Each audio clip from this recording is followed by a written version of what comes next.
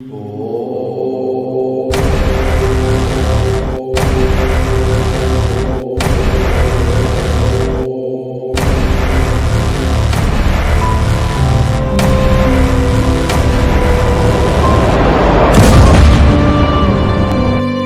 धर्म में ओम एक विशेष ध्वनि का शब्द है।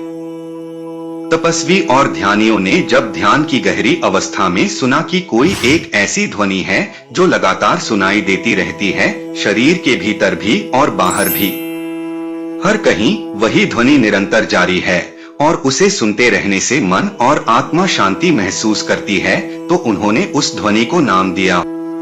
आओ जानते हैं इसका रहस्य और चमत्कार। एक अनहद नाद, इस ध्वनि को अनाहत कहते हैं।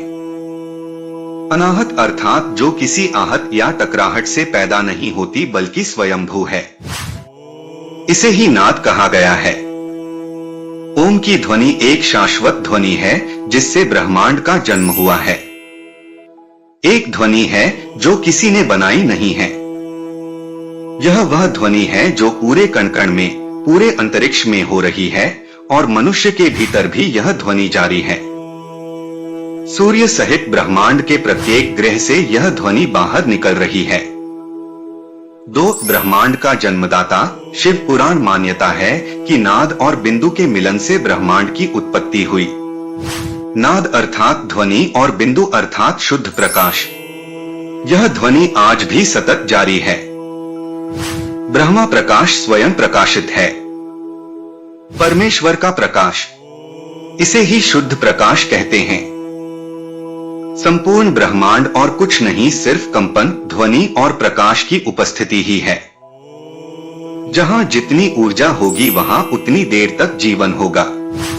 यह जो हमें सूर्य दिखाई दे रहा है, एक दिन इसकी भी ऊर्जा खत्म हो जाने वाली है। धीरे धीरे सब कुछ विलीन हो जाने वाला है, बस नाद और बिंदु ही बचेगा। ओम शब्द का अर्थ, शब्द तीन ध्वनियों से बना हुआ है, अ उ। इन तीनों ध्वनियों का अर्थ उपनिषद में भी आता है। अ मतलब अकार, उ मतलब ओंकार और म मतलब मकार। ब्रह्मा का वाचक है जिसका उच्चारण द्वारा हृदय में उसका त्याग होता है। उ विष्णु का वाचक है जिसका त्याग कंठ में होता है, तथा मरुद्र का वाचक है और जिसका त्याग तालुमध्य में होता है। चार ओम का आध्यात्मिक अर्थ ओ, उ और म, उक्त तीन अक्षरों वाले शब्द की महिमा अपरंपार है। यह नाभि, हृदय और आज्ञा चक्र को जगाता है। यह ब्रह्मा, विष्णु और महेश का प्रतीक भी है और यह भूत लोक और स्वर्ग लोक का प्रतीक है। ओंकार ध्वनि के 100 से भी अधिक अर्थ दिए गए हैं। 5 मोक्ष का साधन ओम ही है, एकमात्र ऐसा प्रणव मंत्र जो आपको अनहद या मोक्ष की ओर ले जा सकता है। धर्म शास्त्रों के अनुसार मूल मंत्र या जप तो मात्र ओम ही है। ओम के आगे या पीछे लिखे जाने वाले शब्द गौण होते हैं।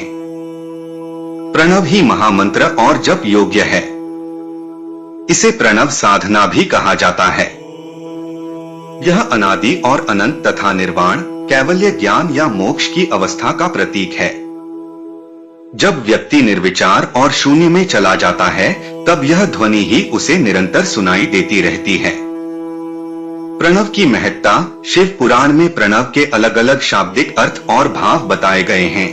स्वतः ही उत्पन्न होता है। जाप के उच्चारण का अभ्यास करते करते एक समय ऐसा आता है जबकि उच्चारण करने की आवश्यकता नहीं होती, आप सिर्फ आंखों और कानों को बंद करके भीतर उसे सुने और वह ध्वनि सुनाई देने लगेगी।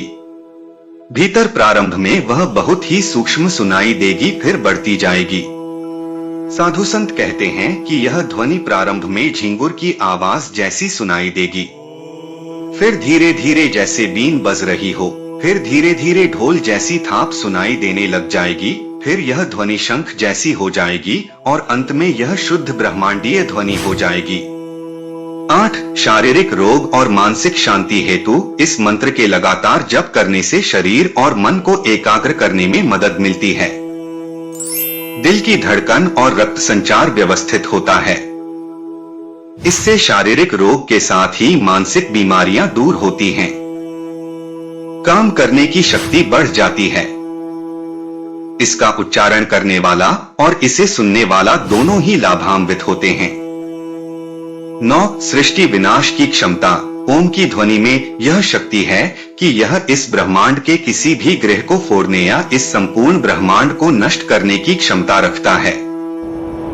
यह ध्वनि सूक्ष्म से भी सूक्ष्म और विराट से भी विराट होने की क्षमता रखती है। 10. शिव के स्थानों पर होता रहता है ओम का उच्चारण। सभी ज्योतिर्लिंगों के पास स्वतः ही ओम का उच्चारण होता रहता है। यदि आप कैलाश पर्वत या मानसरोवर झील के क्षेत्र में जाएंगे तो आपको निरंतर एक आवाज सुनाई देगी, जैसे कि कहीं आसपास में एरोप्लेन उड़ रहा हो। लेकिन ध्यान से सुनने पर यह आवाज डमरू या की ध्वनि जैसी होती है। वैज्ञानिक कहते हैं कि हो सकता है कि यह आवाज बर्फ के पिघलने की हो।